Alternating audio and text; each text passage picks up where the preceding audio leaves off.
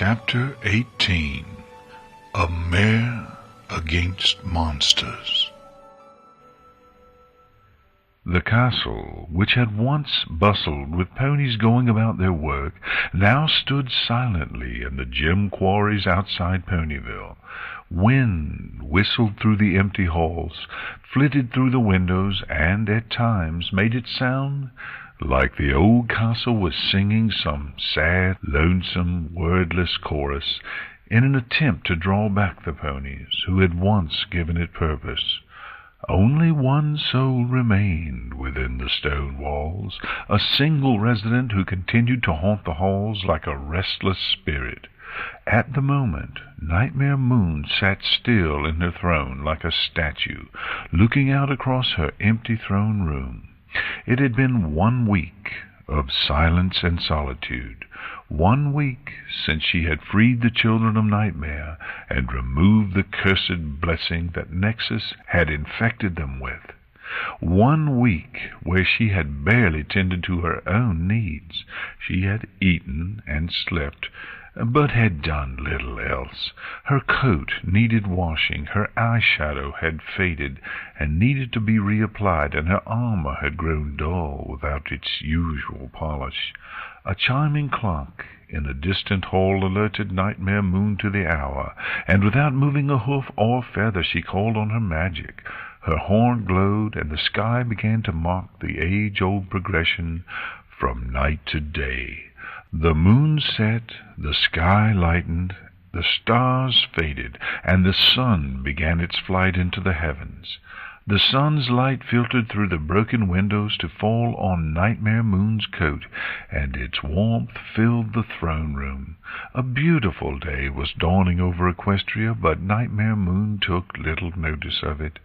She was numb to the world, trapped in her own mind. Shutting her eyes, Nightmare Moon thought back to that moment when the deed had been done. She had gathered all the children of Nightmare in her castle courtyard, even Spell Nexus. While the worst of his infection had been destroyed, enough still lingered to make him like any other cultist, blindly obedient and loving. Still, his continued loyalty served a purpose. She had him gather all the others, and when she was sure every cultist and blessed pony was accounted for, she acted to remove the blessing. She spoke to them, told them that they were going to receive a blessing like they had never felt, and once they closed their eyes, she let her mane engulf them. She put them to sleep just as she had done to Spell Nexus. Then, once they were no longer conscious, she let her mane phase through their bodies to attack the infections. It had taken time, but she had removed every blessing. Some infections were worse than others, and some infections fought back.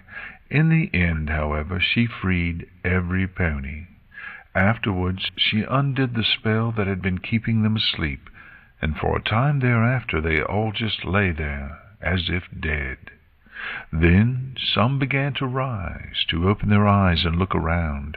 Nightmare Moon had smiled at the first signs of movement.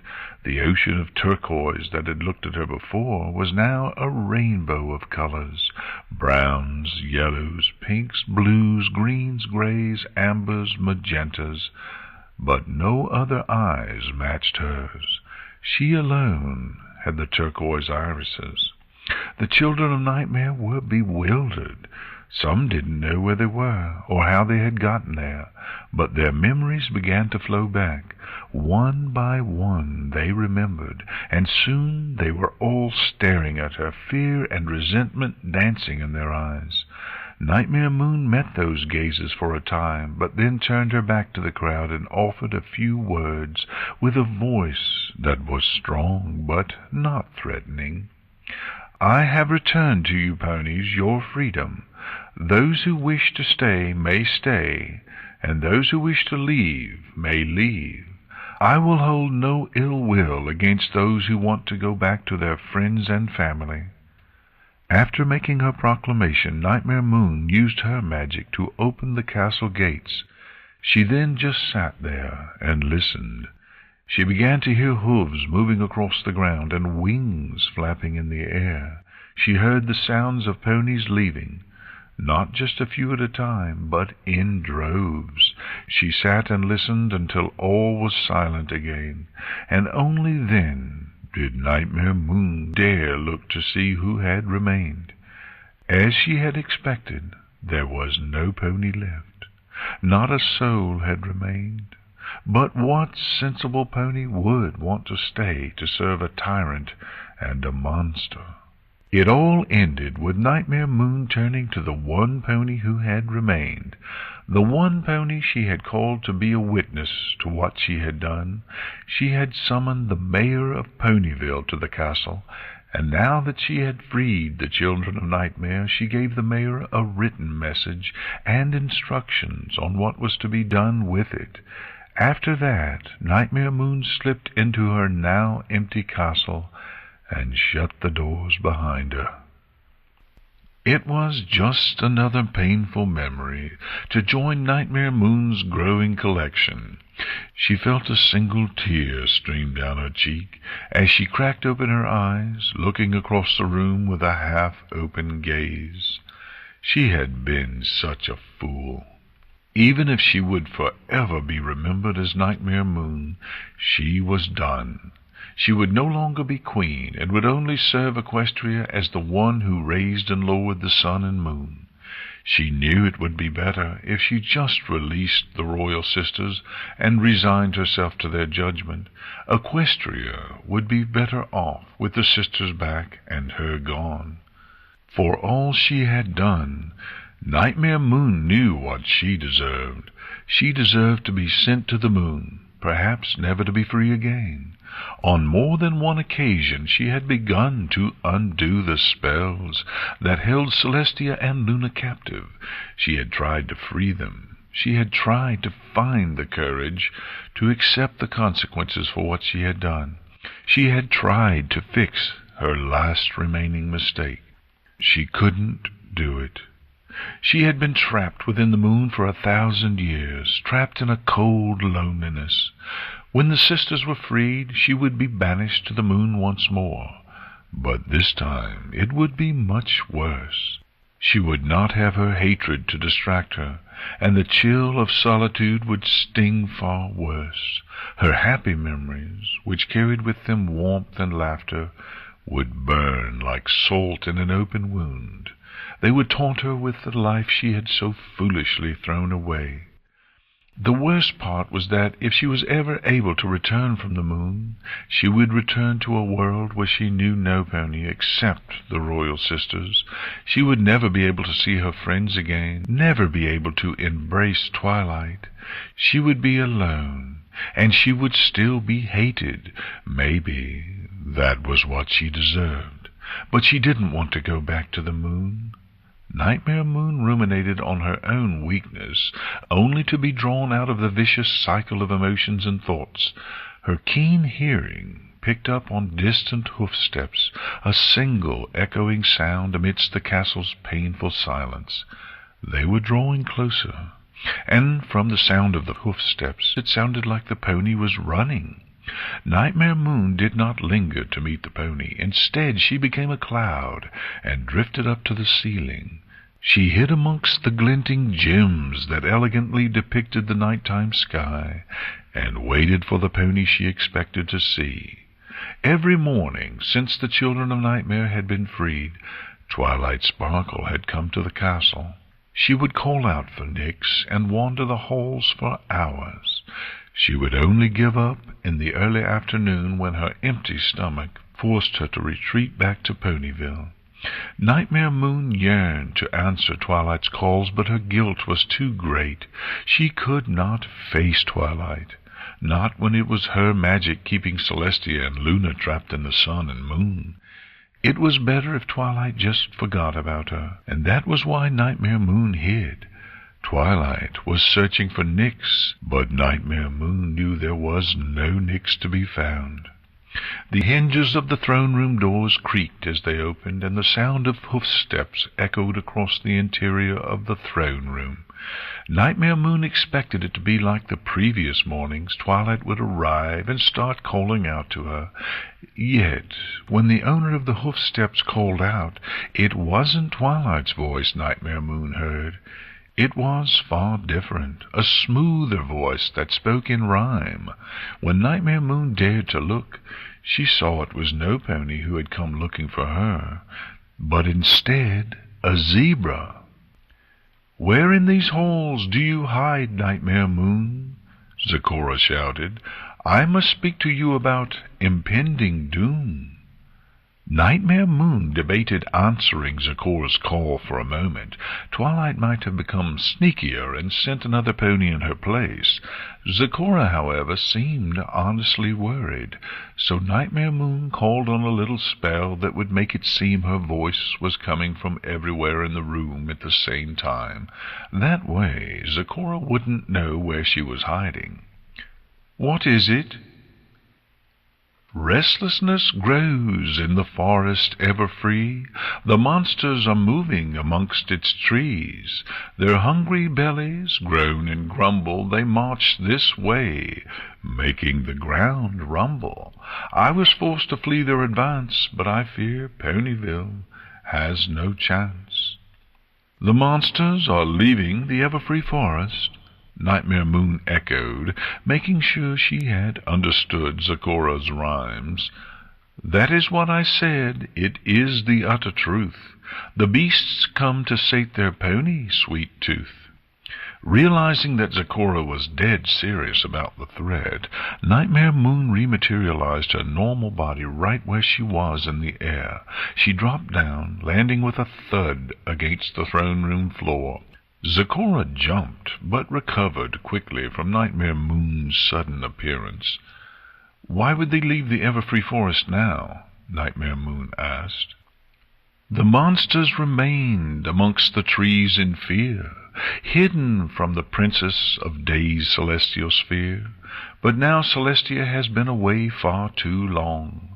The lingering scent of her magic is no longer strong. The monsters see their chance now that she is gone. They seek to rampage with their hunger and brawn." Nightmare Moon lowered her gaze, cursing to herself quietly. Just another thing she had done to cause pain to the ponies. Equestria would have been better off if she had never been resurrected. It would be safe, and she wouldn't have to deal with the painful guilt that twisted in her chest. "I'm sorry. This is my fault." "I did not come to watch you wallow, Nightmare Moon, nor to pour verbal salt in your still fresh wound," Zecora said firmly. "I came here to speak and persuade, to ask our once dark queen for her aid." Nightmare Moon turned away from Zecora and began to walk back to her throne. "What do you expect me to do? I am Nightmare Moon. I don't fight against monsters. I am one." Zecora ran around to Nightmare Moon's side. Despite the difference in stature, Zecora stood firm and spoke with a scolding tone. "You are a crying child, and that is putting it mild." Nightmare Moon arched her back, just like she had been slapped in the face. Did Zecora just call her a crybaby? Nightmare Moon wasn't sure, but she furrowed her eyebrows all the same. "Do I look like a filly to you?" "You can say nay all day, and can protest what I say, but you act like a filly who wet the bed. You have done everything to hide your head. You brought back the sun and freed your cult, but that does not make you an adult. You keep the royal sisters locked away to avoid the punishment for stealing the day. Celestia and Luna you should have released before Ponyville was beset a horde of beasts." "Have you ever been sealed in the moon?" Nightmare Moon asked, her voice rising to a shout. "All you can do is watch the world spin in cold solitude. You are haunted by the glow of cities where ponies have light, warm beds and the company of others. You are trapped and if you are ever to return, any ponies you cared about are dead and buried. I won't go back." "If you will not be dissuaded from this," Zecora said, pointing a hoof at Nightmare Moon, "then you must save us from death's kiss." I can't. I'm just—" "You are not hurt, and you are not ill. You suffer from neither fever nor chill. You are an alicorn and have immortal power. In your presence it should be the beasts who flee and cower. You are the dreaded Nightmare Moon. With rage alone you beat back a monsoon. You usurp the throne for your own. Now you must defend your home. For if you don't, Ponyville will have a grim fate. Even twilight will be food on an earthen plate." The mention of twilight being in danger lit a fire of rage in Nightmare Moon's chest. These monsters believed that, with Celestia gone, they could turn Equestria into a buffet. Was she not also some pony to be equally as feared, if not more so? Had she not been the one to defeat Celestia? And these monsters, they threatened the ponies she cared about. They threatened her friends. They threatened Twilight. And she wouldn't let anything, be it monster or pony, hurt those she cared about. Not again. "How close are they?" Nightmare Moon asked. She strode towards the throne-room door, forcing Zecora to gallop to keep up. "Do not doubt that they draw near. We may already be too late, I fear."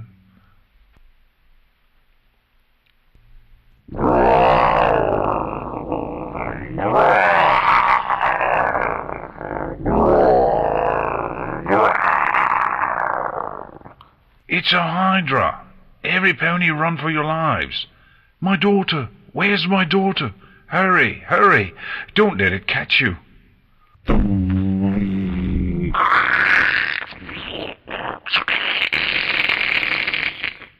Nightmare Moon took flight from the castle with Zecora holding tight to her back as she soared skywards. From the high vantage point she was able to assess the situation. A Hydra had reached the edge of town and was starting to rampage. It snapped at the ponies who were currently panicking in the streets and crushed anything that stood in its path. No other beasts from Everfree had reached Ponyville yet, but Nightmare Moon could see at least 2 more Hydras moving through the trees towards the town. The multi-headed monstrosities were infamous for enjoying the taste of ponies. Having seen all she needed to see, Nightmare Moon folded her wings and dropped out of the sky like an attacking hawk. She plummeted, waiting until the last moment before spreading her wings again. She slowed her descent enough that she landed with a firm thud against the stone of Ponyville streets, though she remained on her hooves and unhurt. "Get as many ponies as you can to the castle. It is the safest place right now," Nightmare Moon told Zecora as she kept her eyes focused on the Hydra in the distance. "I will direct all I can and ask them to pass the word. To the castle all of Ponyville will be spurred," Zecora replied. She jumped down from Nightmare Moon's back before starting to shout at any pony who would listen. In but a few moments, the flow of the panicked crowd was redirected. The populace of the town raced to the protective embrace of Nightmare Moon's castle. As Zecora began the rough evacuation, Nightmare Moon took flight again. She surged towards the Hydra. 3 of the monstrosity's 4 heads were snapping at ponies running through the streets. One head, however, had some ponies cornered in an alleyway, a gray Pegasus and a purplish filly unicorn, both with straw-blonde manes. Ditsy-Do was doing her best to shield her daughter Dinky from the huge Hydra head that was licking its lips mere feet in front of them.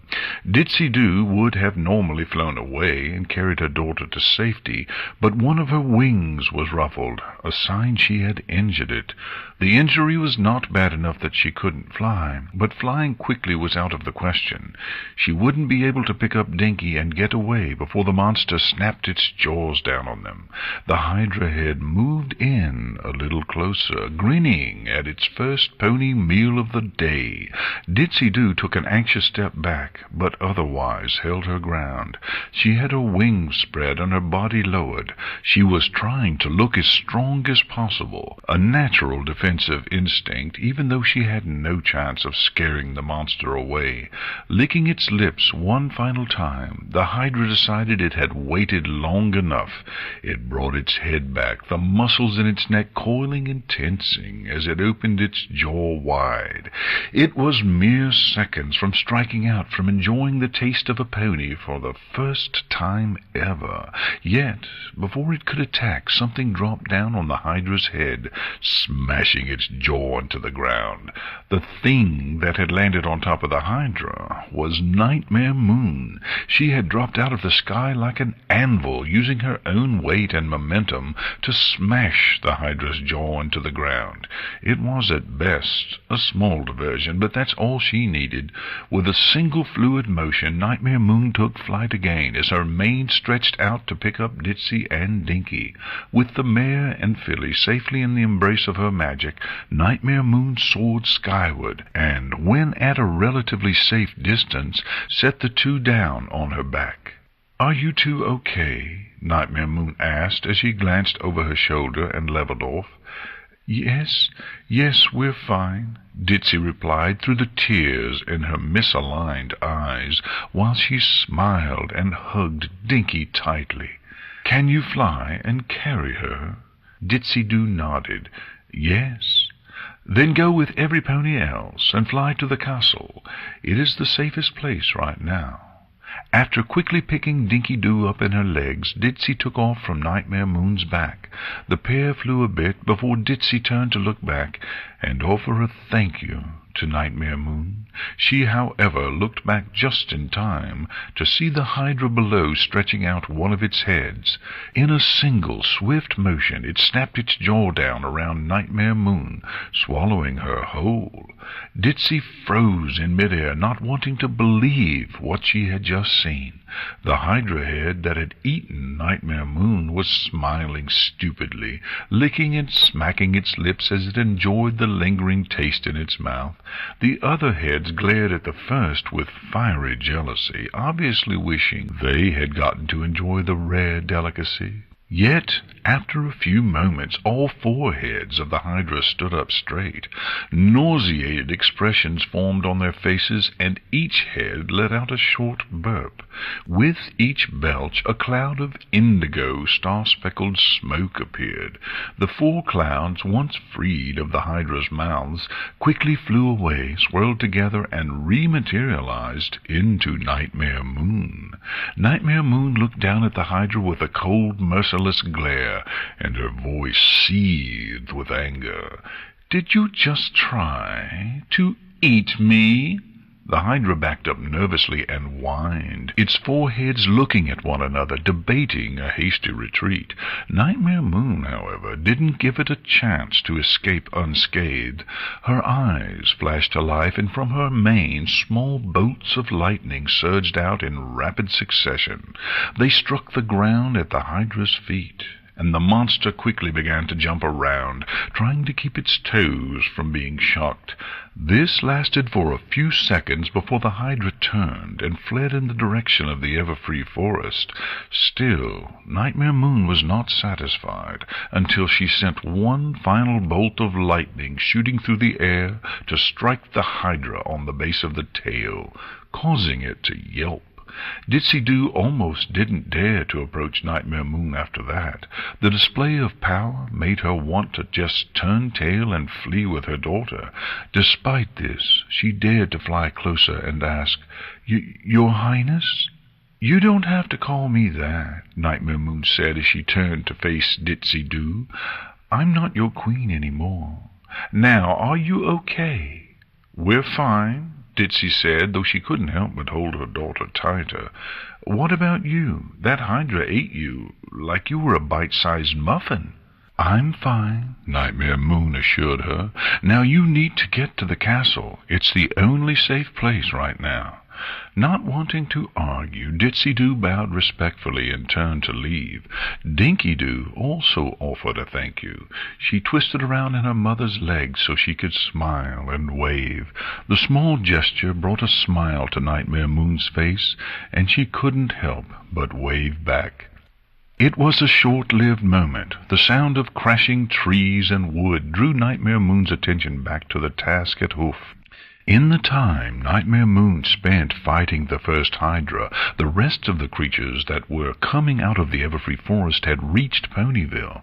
There were Hydras, Cerberus, Scorpios, but the worst that Nightmare Moon could see were the Lupus Miners racing through the streets of Ponyville. "Horse feathers, there are too many to fight at one time," Nightmare Moon cursed to herself. She flapped her wings and began to circle above Ponyville while assessing the situation. She could easily handle any of the monsters one-on-one with the full extent of her magic, but while she was fighting one, the other monsters would have free rein to attack, injure, and eat other ponies. If she was going to save as many ponies as possible, she needed to fight all the monsters at once. She'd need to draw their attention away so the residents of Ponyville could flee, but she couldn't be in that many places at once. Or could she?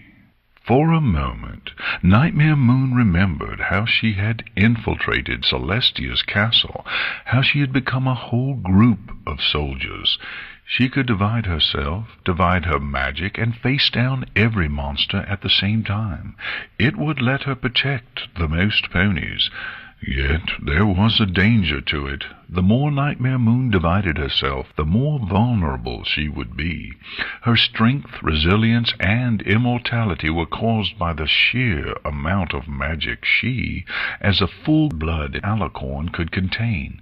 It meant she had more than enough magic to divide herself, but the more she divided herself, the weaker and more vulnerable each piece would be. It would not only put her at a great disadvantage against the monsters, but if her clones got too badly hurt, or if too many of them fell, she could easily get herself...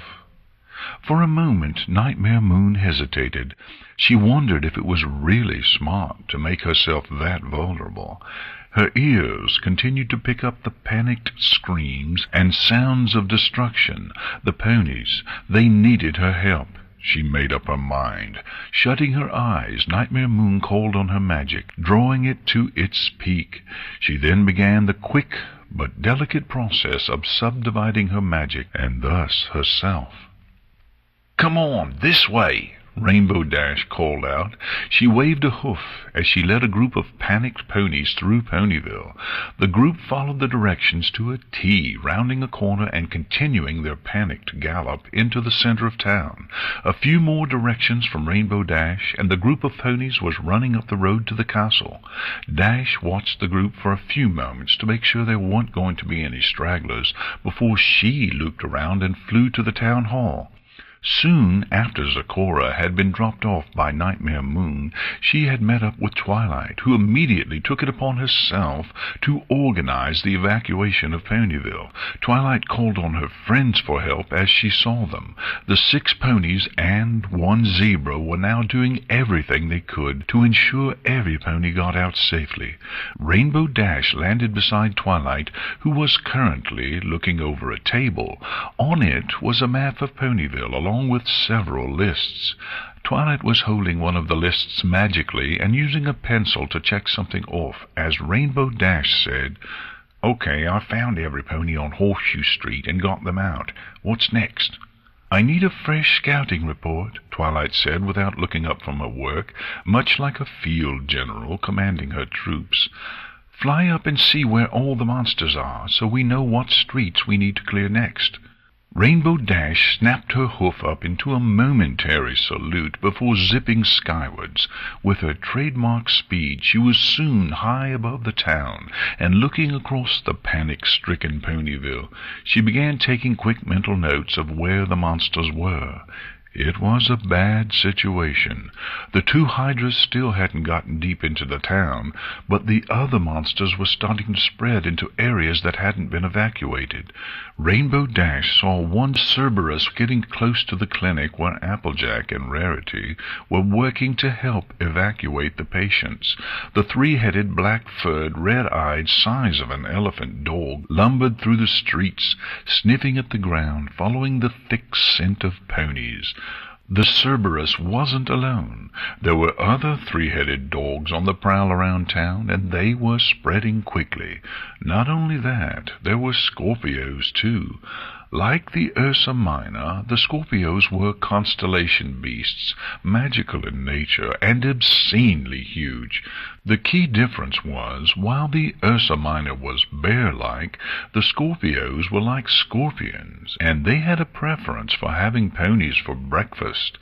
The Scorpios were crawling across Ponyville buildings, using their claws and tails to try and strike at the ponies who still lingered in the streets, while smashing anything in their way. However, the most frightening things attacking the town were the Lupus Minors, constellation wolves. They weren't big monsters. A Lupus Minor was about the size of an average pony. What they lacked in size, however, they made up for in ferocity and speed. While the average pony was able to outrun or outmaneuver the larger monsters, the Lupus Minors had the speed and skill to chase down their prey. That was what one Lupus Minor was about to do. Rainbow Dash saw two little fillies galloping as fast as their hooves could take them, away from a pursuing Lupus Minor. The fillies had about a 2-block lead on it, but due to their small size and short legs, the constellation wolf was catching up quickly. Dash didn't hesitate for a moment. She flew down to intercept the monster. It was a deadly race, but one Dash was sure she would win. Just as the Lupus Minor managed to catch up with the fillies, she soared in, tackled the beast, and sent it bouncing down the street, while she rolled once and jumped back on her hooves. She skidded to a stop, finishing off a move that would have made the Wonderbolts proud. As the wolf reeled from the sudden sky attack, Rainbow Dash chanced to glance over her shoulder, looking at the two fillies. It was a familiar pair, Diamond Tiara and Silver Spoon. "You two need to get out of here, now," Dash snapped before turning her gaze forward again so she could keep an eye on the Lupus Minor as it recovered.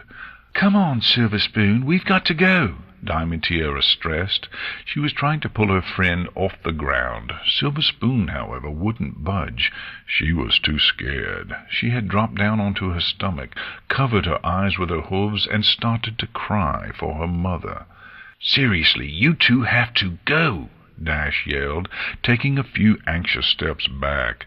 The Lupus Minor was back on its paws and creeping slowly towards the three ponies. It licked its lips and kept its eyes focused on them. Dash lowered herself and spread her wings, meeting the beast's hungry stare, while placing herself between it and the fillies. The beast growled as it prepared to pounce. Rainbow snorted and pawed at the ground defiantly like a bull ready to charge. The pair glared each other down for a time, each waiting for the other to make a move, before Rainbow Dash finally shouted, "Are you all bark and no bite, or what?" The beast took Dash's taunt and pounced, with claws and teeth bared. The constellation wolf, however, soon found itself the victim of another skybound attack. A figure plowed into the wolf's side, and both it and the wolf zipped across the street before crashing into a nearby market cart like a wrecking ball. Rainbow Dash, Silver Spoon, and Diamond Tiara watched anxiously to see what had just saved them, only for the wolf to climb out of the wreckage first. It shook itself off, tossing off a few shreds of wood that lingered in its coat before turning its focus back on them.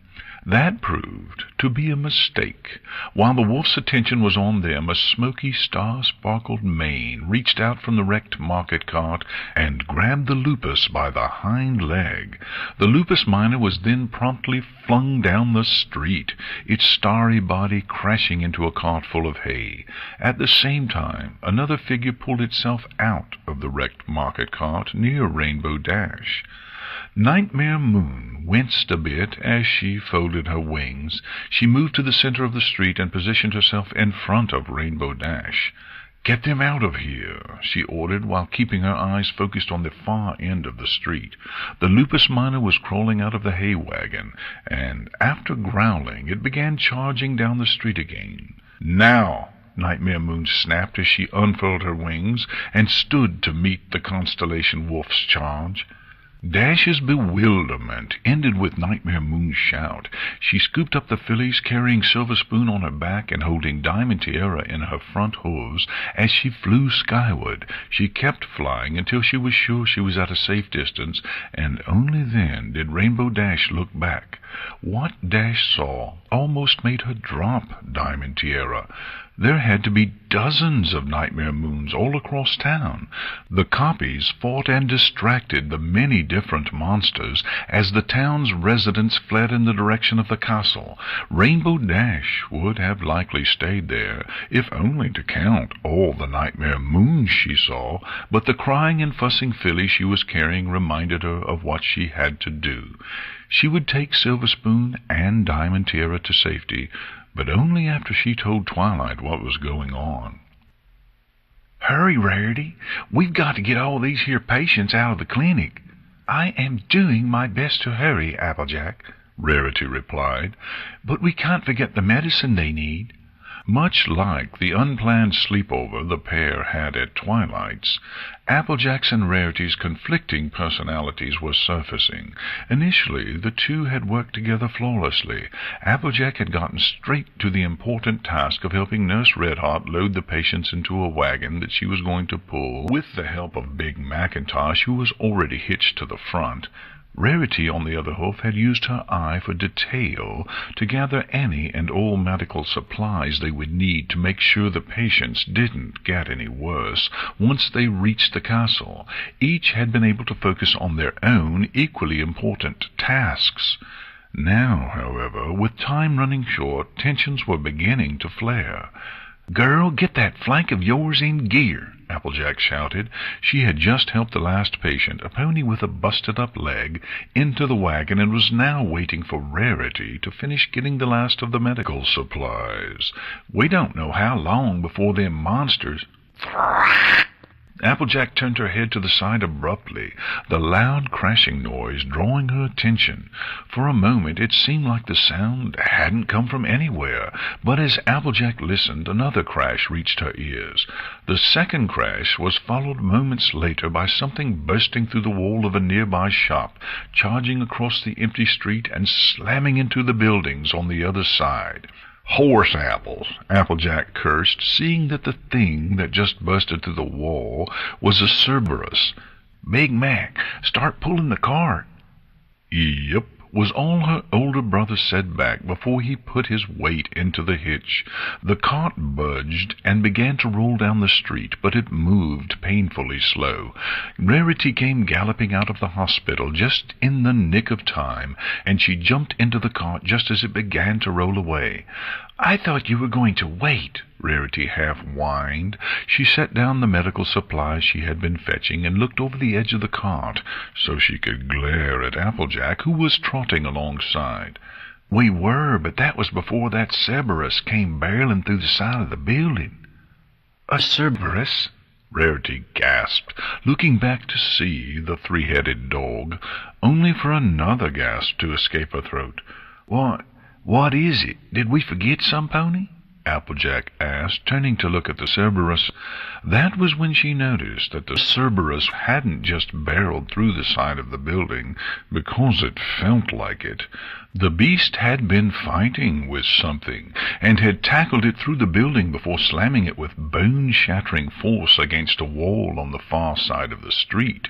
It was this same something that now lay limply on the ground, and it looked awfully familiar. "What in the hay is Nightmare Moon doing here?" Rarity moved to the edge of the wagon, preparing to jump down. "I don't know, Applejack, but we have to help her." "Help her? Why exactly should we help her?" Applejack half shouted as she skidded to a stop. Rarity jumped from the cart, and after a graceful landing she trotted over beside Applejack. "Because," she began as she used her magic to gather some banners from a nearby business, "she needs our help. Or perhaps you would like to tell Twilight that we let Nix get eaten?" Rarity's sentence became punctuated with a small magical pop as she transfigured the banners into a strong, sturdy length of rope. Applejack opened her mouth to protest, but after a few moments she cursed and stomped her hoof. Shoot, you're right. Still, I'll be the one doing the helping. You go with Nurse Redheart and make sure them injured and sick ponies get to the castle safely. I'll do my best to help out here." "And you promise you'll be okay?" Rarity asked. "Take it from the element of honesty, no overgrown mutt's going to get the better of this rodeo pony. Besides, they need you more than I do." Rarity nodded and set the rope on the ground beside Applejack. "All right, but do be careful." "I will," Applejack replied. She watched Rarity run to catch up with the cart before looking back down the street at the Cerberus. She lifted a hoof to her head and gave her hat a gentle tap to make sure it was secure before she tied the rope Rarity had made around her tail. Once she was ready, Applejack took a moment to focus herself. She took a single deep breath and released it before galloping down the street. As she ran, she began working and spinning her tail, forming her lasso into a perfect circle in the air above her.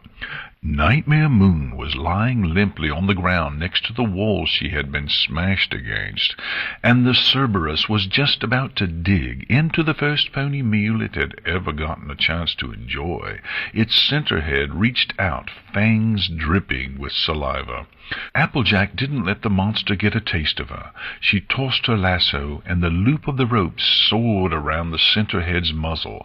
Applejack then stopped, took the rope in her teeth, and pulled, causing the lasso's loop to shrink. The rope forced the Cerberus's mouth shut, and before the beast could properly react, Applejack pulled hard on the rope, turning the beast away from Nightmare Moon. With she and the Cerberus now facing one another, Applejack resumed her galloping charge while keeping her rope in her teeth. The Cerberus also charged, its attention now fully focused on the pony who dared attack it. The center head of the beast still had its jaw shut tight by the lasso, but the creature's other two heads were more than willing to bite down on Applejack if given the chance. Applejack wasn't about to give the monster that opportunity. When the Cerberus was close enough, Applejack leapt up into the air. The timing of the jump allowed her to put her momentum to good use. She landed on top of the Cerberus's center muzzle and jumped off it like it was a springboard. The second jump allowed her to land on the creature's back, where Applejack proceeded to spin around and bite down hard on her rope. She then pulled back, drawing the rope taut and using it to keep herself on the monster. "Come on, little doggy, let's see how you do against a rodeo mare," Applejack grunted out around the rope in her teeth, and the Cerberus was more than willing to put her to the test. It began to buck like a rodeo bull, trying its best to dislodge the pony, who was standing on its back. It was a fight. The Cerberus was destined to win. While it bucked and tossed for several seconds, the Cerberus's center head struggled against the rope around its muzzle. The rope held it for a time, but eventually the strain proved too much, and it snapped. With the lasso broken, Applejack lost the one thing she had to keep herself anchored to the monster. The next time it bucked, she was thrown several feet upward. She tumbled head over hoof through the air like a rag doll, catching glimpses of the sky and the ground below. She flailed her legs and, with enough effort, was able to right herself just as she began to fall back towards the ground. She looked down to plan her landing, only for a fresh panic to rise in her chest. The Cerberus appeared to be smiling as it positioned itself beneath Applejack. It opened its jaws and began waiting patiently for the meal that was about to be dropped right onto its waiting tongue. However, in fighting Applejack, the Cerberus had forgotten about the opponent it had been contending with earlier. Nightmare Moon charged down the street and threw herself into the Cerberus's gut like a hoofball linebacker. The three-headed beast stumbled, whining from being hit in the stomach and having the air knocked from its lungs. Nightmare Moon, however, didn't continue her assault. Instead, she looked up and, with careful positioning, she caught Applejack on her back. "Are you okay?" Nightmare Moon asked. I reckon I am," she replied as she tried to stand up on Nightmare Moon's back. Applejack, however, put her hoof down on a tender spot, causing Nightmare Moon to wince and grit her teeth. "But it looks like you aren't," Applejack added. She jumped down to the ground so she wouldn't hurt Nightmare Moon any more. "It's nothing, just a bruised rib." "Bruised rib? Now wait a apple-picking minute. I thought you were like the princesses, and aren't they immortal?" "We're immortal because of the amount of magic inside us, but right now I've split myself and my magic amongst a number of copies. Each is still fairly powerful, but with my magic divided as it is, I'm more vulnerable." "I guess that makes about as much sense as anything else. How many copies of yourself have you made?" "A few dozen, enough to distract and fight most of these monsters, and buy some time for every pony to escape," Nightmare Moon replied. She watched as the Cerberus recovered from being tackled in the gut. "I've gotten a few of the monsters to flee back to the Everfree Forest, but there are still so many of them left." "How do we get rid of them?" "They're here because they realize Celestia's gone, and they thought they could make an easy meal out of the ponies here in Ponyville. We need to show them otherwise." "I get you. We put up too much of a fight, they start figuring we ain't worth the trouble," Applejack said, tapping the top of her hat to make sure it was still secured. "Well, how much more punishment you think this here Cerberus can take before it turns tail?" "Not much, but this bruised rib is making it hard for me to breathe," Nightmare Moon admitted. "These Cerberai aren't anything like their mother, the guardian of Tartarus. Still, even if they are pups, they put up a good fight." Applejack smiled, gathered up what remained of her rope, and tied it into a fresh lasso. "Well, don't you worry none. The two of us together will whip this dog back to the hills." One of the Nightmare Moon clones banked, staying aloft as she looked over the monster-ravaged Ponyville. The evacuation was continuing slowly. A lot of ponies had gotten out and to the castle, but there was still a lot who needed help. The monsters had spread all across town, leaving pockets of ponies trapped or fleeing for their lives. So far, no pony had been hurt.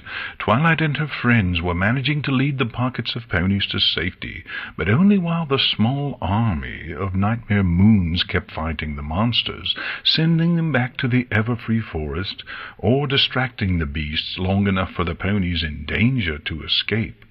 The Nightmare Moon in the sky had taken up the duty of scouting, keeping a constant eye on what was happening. The clones didn't share a consistent mental link, but by using a bit of magic, the scout in the sky could shout messages to the Nightmare Moons on the ground, telling them of ponies in imminent danger.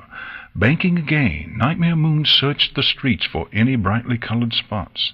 The natural coloring of ponies was very easy to spot against the simple streets of the town. One splotch of color drew her attention. It was bright pink, and standing in the very center of an intersection with a lupus minor creeping up on it from behind. It was Pinkie Pie, and she hadn't noticed that she was about to be attacked. With no time to alert any of the other clones, the Nightmare Moon in the sky tucked her wings in and went into a dive, rushing to save Pinkie Pie herself.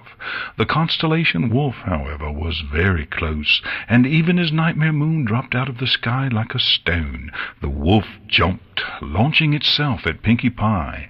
It bit down, and Nightmare Moon expected to hear Pinkie Pie's screams of pain. Instead, Pinkie Pie burst apart into an explosion of confetti and streamers. The first explosion was then followed by a second, which filled the intersection with a green cloud of smoke. Spreading her wings wide, Nightmare Moon managed to slow her quick descent and land just outside the cloud. Then, after planting her hooves firmly on the ground, she beat her wings. The bursts of air she produced carried the cloud away, allowing her to see what remained of the strange double explosion. The lupus minor was passed out on the ground, fast asleep. What Nightmare Moon had believed was Pinkie Pie was actually one of the training dummies from the castle's guard room.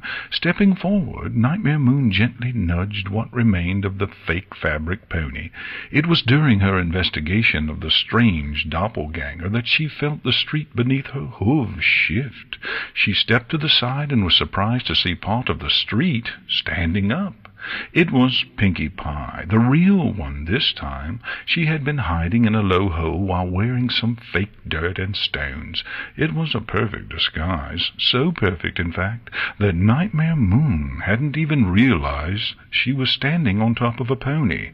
"Oh, only got one that time," Pinkie Pie said, like a fisher mare complaining about the size of her catch. Nightmare Moon blinked a few times, her brain having some difficulty understanding what was going on. "Pinkie Pie?" "Yepperoonie," she replied happily. "What is this?" "A distraction," Pinkie Pie answered proudly. "When Twilight was giving every pony something to do, I asked what I could do, and she wasn't sure at first, but then she thought of something and told me about all these training dummies she saw in your castle.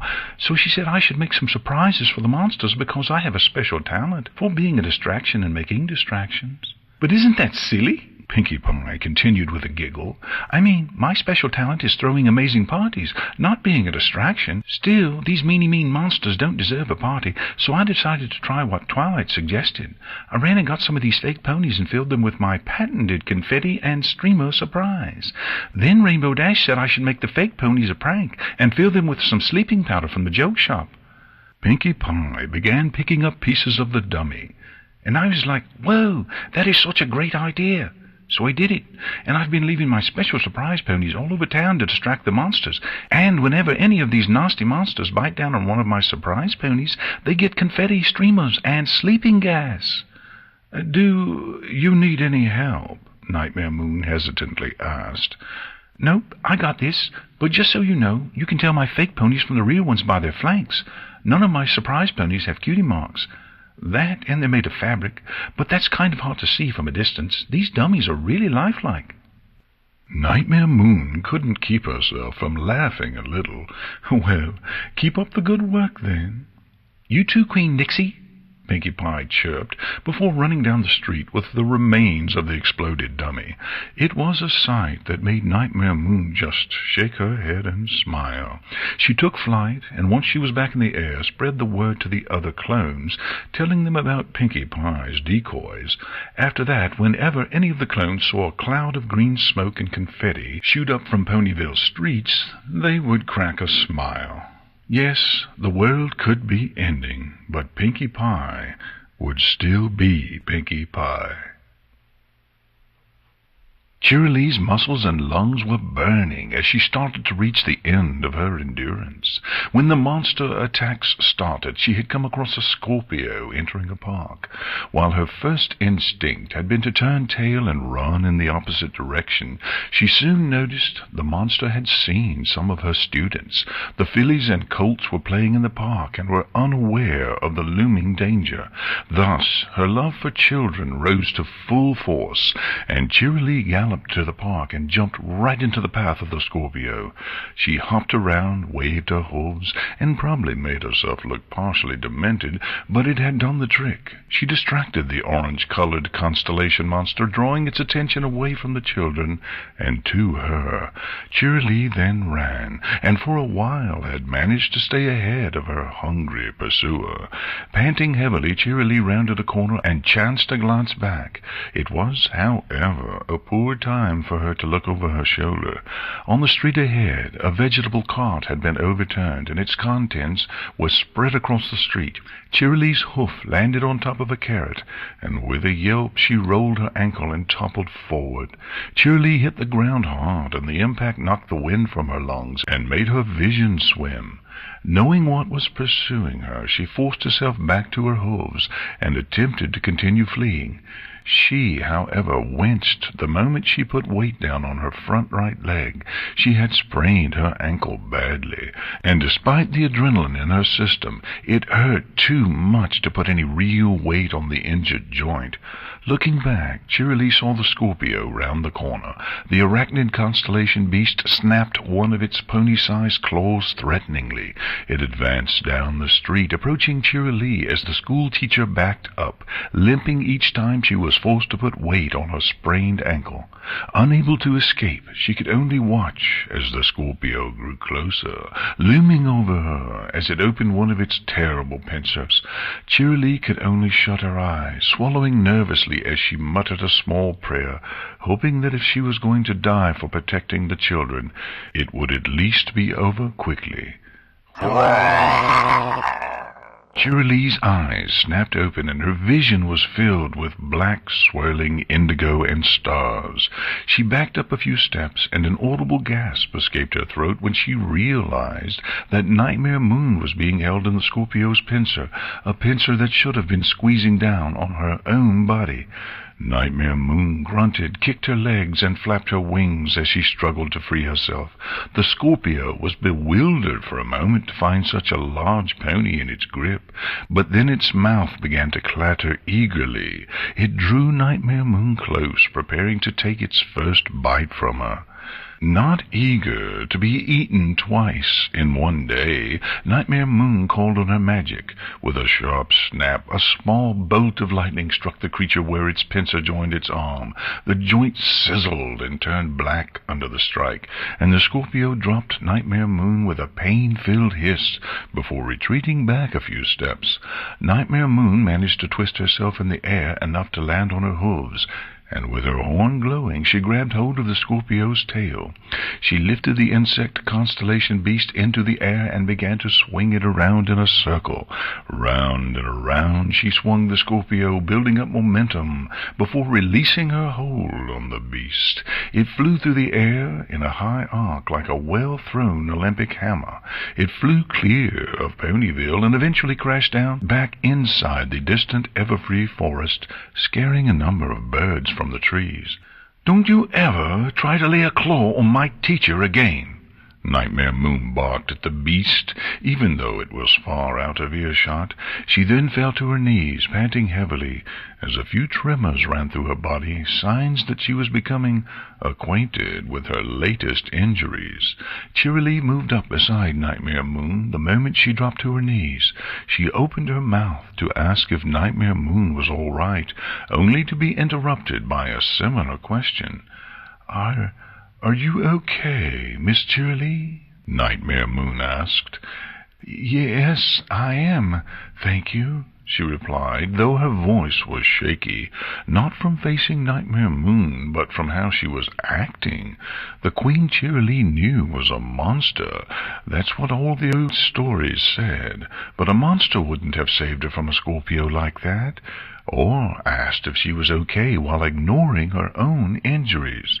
"Good. I'm glad I got here in time," Nightmare Moon said before taking in a deep breath. She then grunted, gritted her teeth, and forced herself back onto her hooves. She stumbled a few times and would have fallen over if Cheerilee hadn't rushed to her side and lent what little support she could. Nix, you're hurt," Cheerilee said. "We need to get you to Nurse Redheart, and—" There's no time," Nightmare Moon replied, just as she was finally managing to stand on her own 4 hooves.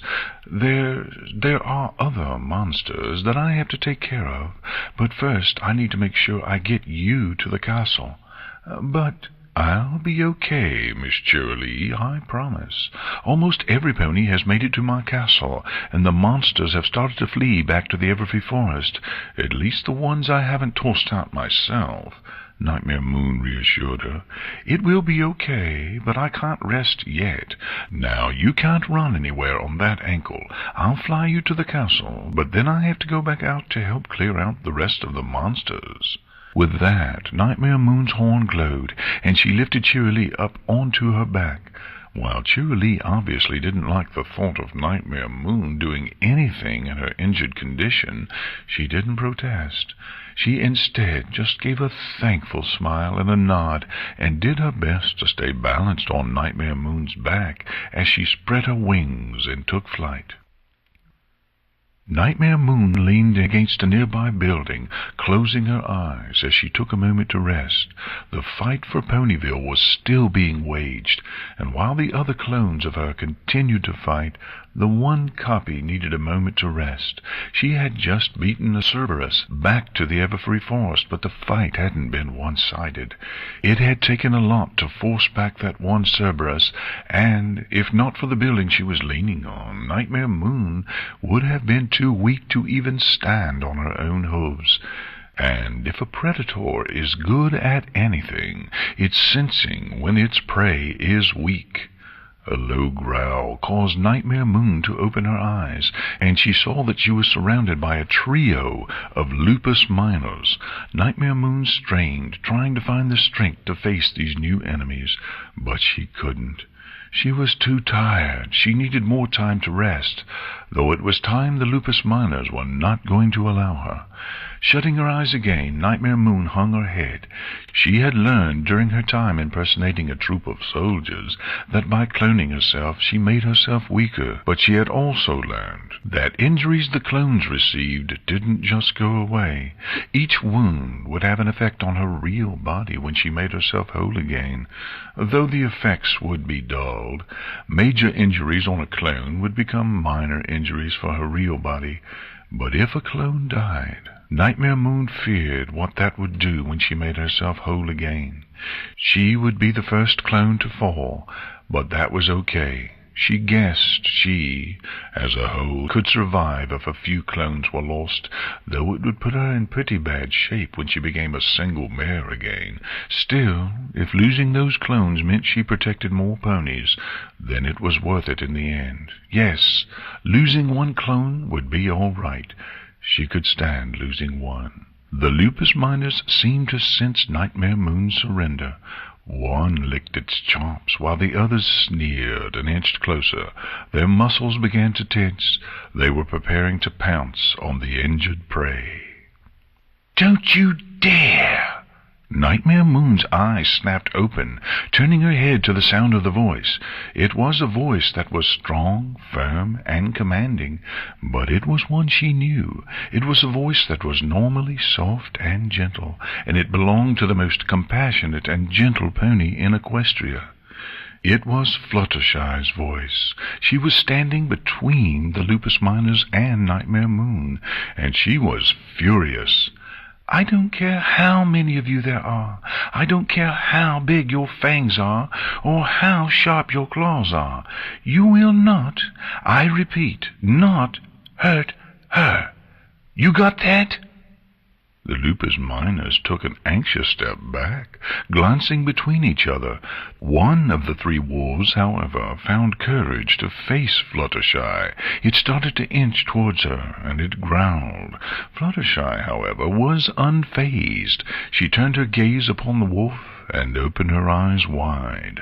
The orbs became as hard and cold as steel. The wolf froze up almost immediately, rigid as stone. It was the stare, and Fluttershy wasn't holding back.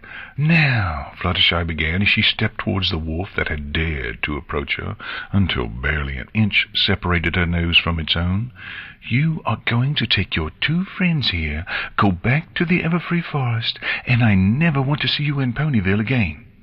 The Lupus Miner wilted, whimpered, and glanced over at the other 2 Constellation Wolves, who offered no support. "Well, what are you waiting for? Shoo!" With that simple word, the 3 Constellation Wolves bolted and ran back towards the Everfree Forest, with their tails between their legs. Fluttershy kept her hardened gaze fixed on the wolves until they were several blocks away, before she softened and allowed herself to return to her usual caring nature. "You didn't have to do that," Nightmare Moon grunted out as Fluttershy turned around. "And you didn't have to help us fight back the monsters," Fluttershy replied with a gentle smile. She took flight and hovered in the air near Nightmare Moon's head. "But you did, and because of you a lot of ponies are safe. I'm really proud of you, Nix." Nightmare Moon looked away from Fluttershy, instead focusing on the ground. "Hasn't Twilight told you I don't like being called Nix?" "Really?" Fluttershy asked. "She calls you that all the time." Nightmare Moon refused to meet Fluttershy's gaze for a time, but eventually she couldn't stop herself from looking up. "She does? Even after everything I've done and how I've treated her, Twilight still calls me Nix?" Fluttershy nodded. "She still thinks of you as her Nix. She thinks that, deep down, you're not a bad pony, and I'm starting to agree with her. You're not a bad pony, Nix. You've just made some bad decisions." Bad decisions. Now that's the understatement of the millennium, Nightmare Moon grunted. She groaned and struggled to ease her weight off the wall she had been leaning against. Her first try failed, but on the second, Nightmare Moon managed to stand without aid. Only then did she look back to Fluttershy. "Answer me this. How many bad decisions can a pony make before she is a bad pony?" "It doesn't matter how many. If a pony is willing to apologize and do what's right to fix her mistakes, then she's never a bad pony. You're a good pony, Nix. And do you want to know why?" "Why?" "Because only a good pony would have come out here and faced down an army of monsters to protect the pony she cares about." "You are kind, as always, Fluttershy, the kindest pony in Equestria. This time, however, you are being too kind, but I appreciate your words nevertheless," Nightmare Moon said before sucking in a deep breath and spreading her wings. "Now I cannot ask you to keep the monsters away as I rest. I will retreat to the town square for now, and when my strength is returned, I will fly out again." "There aren't many monsters left, Nix. You should just rest and let us handle it." "I cannot, and I will not let you put yourselves in danger fixing my mistake. The monster attack is my fault, and I will do whatever I must to set it right. Once I've caught my breath." Nightmare Moon took flight with those final words, and Fluttershy watched her join a few of the other clones before heading to the center of town. Fluttershy let out a sigh and shook her head. "Oh, Nix." The monster attack was finally drawing to a close as noon rolled around.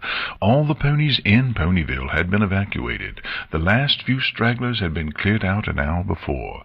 The only ponies who remained were Twilight and her friends, who were staying behind to help the many Nightmare Moons fight off the remaining monsters. And at 10 minutes past noon, the last Hydra was chased out of town. The 4-headed monstrosity was running back into the forest, like a crying baby, leaving in its wake a trio of Nightmare Moons who hovered in the air alongside Rainbow Dash. "Yeah, you'd better run," Dash called out before she snickered to herself and looked back at the 3 copies of Nightmare Moon, who all looked significantly worse for the wear than her. "Come on, let's go meet up with all the other yous back at the town hall." The Nightmare Moons nodded and banked to follow behind Rainbow Dash on the flight back to the center of town. There, just outside of Town Hall, the small army of Nightmare Moons had gathered. The 3 clones flew to join the crowd, while Rainbow Dash landed by her friends, who were on the veranda just outside the front door of Town Hall. "Last Hydra sent packing," Dash proclaimed proudly. "Good," Twilight stated with a nod before placing a check mark on a piece of paper. "That should be all the monsters. Still, Rainbow Dash, I want you and Fluttershy to sweep through town and make sure everything is clear. I don't want to bring any ponies back here until we're sure all these things are gone." "What about us, Sugar Cube?" Applejack asked. "You take Rarity, Zecora, and Pinkie Pie and head up to the castle. Tell every pony there that we think all the monsters are gone and that it should be safe to come back fairly soon." "And what about you?" "I'll stay here until Fluttershy and Rainbow Dash have finished sweeping the town. Then I'll meet you at the castle with them and Nix," Twilight assured as she stepped away from the table which had been her command center throughout the long morning. All her friends nodded, and each quickly headed off to their assigned tasks, while Twilight moved towards the crowd of Nightmare Moon clones. "Are there any monsters left?" the closest of the clones asked. "No, I think we got them all. You can pull yourself back together now." All of the Nightmare Moons nodded, and each turned into an indigo cloud before all the clouds gathered together into a single mass, just a few feet in front of Twilight. It only took a moment for that single cloud to materialize into Nightmare Moon, and a moment later she collapsed to the ground with a painful whinny. "Nix!" Twilight yelped before quickly rushing over to her side. "Are you okay?" Nightmare Moon coughed and struggled to pull herself off the ground. "I'm fine. It's just when my copies come back together, all the injuries my clones received are now affecting me." "All the injuries?" Twilight exclaimed, and Nightmare Moon just nodded before pulling herself off the ground. Now, every injury she had endured was clearly visible to Twilight, and it made her lift a hoof to her mouth in shock. Nightmare Moon's body was littered with cuts, and she wasn't able to put any weight on her front right leg, and one of her wings hung limply at her side. On top of it all, Nightmare Moon's breathing was labored, as if every breath caused pain to shoot through her body. "We've got to get you to Nurse Red Heart right away," Twilight said firmly. Nightmare Moon took a few gingerly limped steps away from Twilight. "No, I'll be fine. You'll need me here in case there are more monsters." "No, I'm sure we got all of them. You should get to the castle and lie down before you—" "Twilight!" The shout drew Twilight's attention skyward, and she saw Rainbow Dash and Fluttershy flying towards her in a rush. "What is it?" she called up to them. "There's one left, a lupus, but it's way bigger than the others," Rainbow Dash shouted while waving her hooves above her head. "Where is it?" "It's coming this way," Fluttershy answered while pointing a hoof.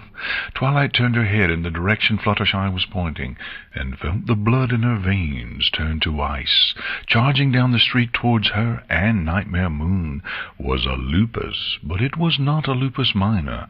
No, this was a full-grown lupus major, a constellation wolf as large as Nightmare Moon, and 4 times as ferocious as the smaller young lupus minors that had been terrorizing Ponyville. The beast barreled towards them like a runaway locomotive, closing several blocks distance at a speed that even rivaled Rainbow Dash's. The 2 Pegasi in the air were shouting for Twilight and Nightmare Moon to get out of the way, and Twilight couldn't deny Her first instinct was to run. Then Twilight glanced over at Nightmare Moon. She was barely able to stand and probably couldn't fly. There was no way she could get away, and Twilight wasn't going to leave Nightmare Moon alone with the wolf. She wasn't going to abandon her again. Unwilling to flee, Twilight furrowed her eyebrows and put herself directly in front of Nightmare Moon. She lowered herself down and began to call on her magic in preparation for a fight. She was, after all, a unicorn that had handled an Ursa Minor, and the Lupus Major, while more vicious, was a lot smaller. The Lupus Major was almost upon her, but Twilight was ready. She'd wait for the creature to leap up, and then she'd catch it in her levitation magic and throw it back down the street. It wasn't easy to levitate things so big, but she knew she could do it. She wouldn't let an overgrown wolf lay a paw on her daughter. Twilight gritted her teeth as the lupus got close enough to pounce, and the constellation wolf threw itself into the air in a grand, arcing lunge. It was baring its fangs, and its claws were extended, ready to grab hold of Twilight and tear into her flesh. Twilight was just about to unleash her spell when a cloud of indigo shot past her, snapped at the wolf like a whip, and knocked it back several feet. "Get out of here," Nightmare Moon ordered Twilight. "I'll handle this." "No, I'm not." "This isn't a discussion," Nightmare Moon bellowed as her mane flared. Before Twilight could shout another protest, the mane had lashed out and encased Twilight, as well as Rainbow Dash and Fluttershy. Nightmare Moon's eyes glowed white, and 3 bright flashes emanated from inside her mane. She had sent the 3 mares away to safety. They were gone, and as Nightmare Moon panted from the exertion of magic, she turned her attention to the Lupus Major. It was slowly walking towards her with a murderous intent in its eyes, and she met its glare with her own. Twilight blinked, shook her head, and tried to grasp what had just happened. One moment she saw Nightmare Moon getting attacked, but then her vision had been blocked with Nightmare Moon's mane. The next moment Twilight was looking out over Ponyville. What? Twilight stammered as she looked around. She, Rainbow Dash, and Fluttershy were at Nightmare Moon's castle, standing on top of the gatehouse. The gallows that Twilight had almost been hung from had been removed, torn straight from the wall, giving Twilight a clear view of Ponyville below. Dash recovered from the teleportation spell and jumped into a hover. "How the hay did we get here?" "It was Nyx. She must have teleported us away from the fight," Twilight shouted. She lifted her forehooves and placed them on the gatehouse battlements so she could balance on her back legs and look into Ponyville.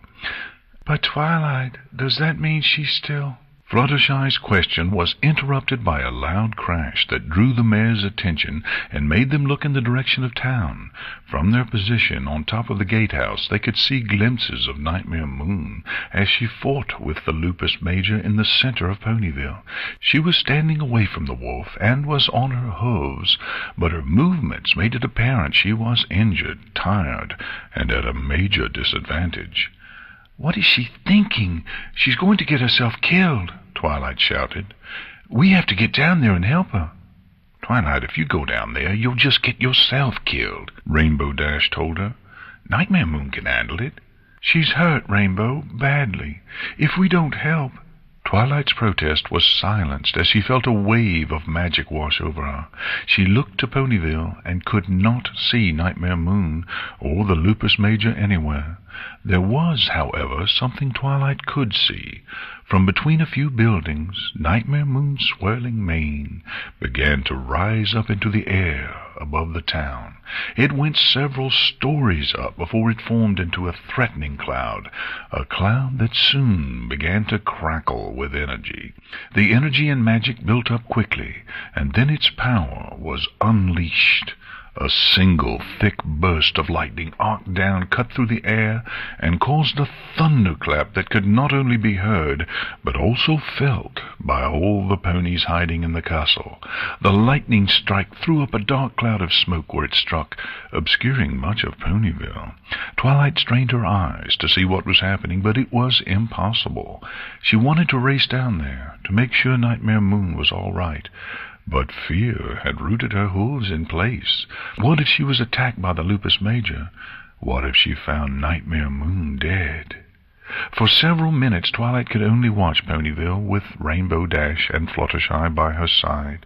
The dust that had been thrown up began to drift on the wind, and the dark cloud that was Nightmare Moon's mane fizzled and disappeared as well. The first sign of life came from the Lupus Major. Twilight only saw glimpses of it at first, but she was able to see that it was running away from Ponyville. It was also limping, but the beast still managed an impressive pace despite its injury. It raced all the way to the edge of the Everfree Forest, and there it paused. It looked back at Ponyville and kicked some dirt in the town's direction before disappearing back into the forest. The next sign of life came a few minutes later, which felt like a torturous amount of time for Twilight. It was Dash who saw it first, and she quickly called out and drew Twilight's attention to another part of town. There, a black figure had just rounded a corner, and was now slowly limping up the road to the castle. She moved agonizingly slowly, and looked to be in a lot of pain, but she was there. She was alive. Twilight didn't waste a single moment and broke into a gallop. She ran down the steps that connected the top of the gatehouse to the courtyard below, and she began pushing through the tightly packed crowd of ponies who had hidden in the castle's safe embrace during the attack. It took a few minutes for Twilight to push her way through, but after passing through a final few groups, she was free of the crowd and running through the castle gates. However, just as she got outside, she slid to a stop as her eyes grew wide. Nightmare Moon was just a few yards away, and was still continuing her slow limp towards the castle gates. To Twilight, it looked like Nightmare Moon was on the verge of collapse. She winced with each step, each breath was labored, and her injured wing dragged on the ground beside her. The Lupus Major had left her with several fresh wounds, though they were almost lost amongst her prior injuries. The armor Nightmare Moon wore was torn to shreds. There were deep claw marks in several places, including one across the eye of her helmet. Her makeup was also gone, sweated and rubbed off, thanks to the strain of battle. Even Nightmare Moon's mane seemed injured. The usually full, flowing, star-speckled mass of indigo was pale, sickly, and came off Nightmare Moon not like a consistent cloud, but in thin trails and wisps. "What did you do?" For a moment, Nightmare Moon chose to ignore Twilight and just continued to limp towards the castle. It wasn't out of rudeness, but from the fact that she was finding it difficult to breathe. Once she had gotten a little closer, Nightmare Moon stopped, gasped a few times, and then was able to find her voice. I couldn't let you attack the lupus. It might have hurt you. I was fighting it, but it pinned me to the ground. I couldn't make the lupus let go, so I shocked us both with a bolt of lightning." "But why would you do that? Why did you teleport me away? I told you I could handle it."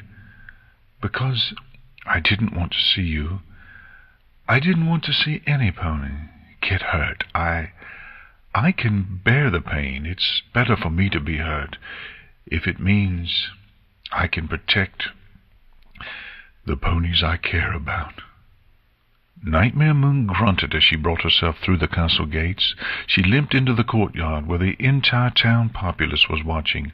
The ponies made a wide path for her, much like they did when she had passed amongst them before. This time only some stepped aside because of fear. The rest stepped back in respect.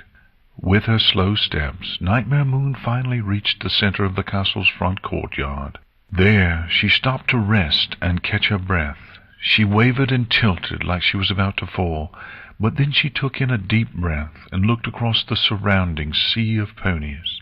Every pony. They were all safe. She had managed to protect them, and she almost thought they were looking at her with concern instead of fear and loathing. But then again, she was feeling rather light-headed. Still, that didn't matter. She had done it. She had kept them safe. The creatures of the Everfree Forest have been driven back. Ponyville is safe, and you may return to your homes, Nightmare Moon called out, trying to give her voice strength. She then took another step with the intention of going back into the castle. She, however, did not make it 5 more feet before her hoof caught on an uneven stone. Nightmare Moon fell and hit the ground hard. Audible gasps cascaded across the courtyard at the sight of the once greatly feared Alicorn falling over and lying motionlessly on the ground. Still, none of them moved to help her. All they could do was glance anxiously amongst each other, unsure whether to help or not. The only one that did not hold back was Twilight. She was at Nightmare Moon's side almost instantly, looking over her in a panic. "Nix! Nix! Wake up!" Twilight shouted. She put her head down beside Nightmare Moon's mouth. She was unconscious, and she was still breathing, but her breathing was weak. Twilight began to hyperventilate, nudging Nightmare Moon's head. Nightmare Moon, however, didn't rise, and her breathing was only growing weaker. Twilight stepped back quickly and began calling on her magic. Don't you worry, Nix. I'll get you inside and get you patched up. Yeah, I'll carry you inside and get you bandaged. It will be just like when I found you in the forest, and you'll be okay, just like you were then." Twilight found concentrating difficult. The exhaustion of the long day and the stress of her own emotions were making it hard to focus on her magic. Still, she managed to lift Nightmare Moon and hold her a few inches above the ground in a levitation spell. Twilight then turned to the crowd watching her, noticing that some of them were frozen in shock. "Quick, some pony find a first aid kit or something. She needs help." Despite Twilight's call for help, no pony moved.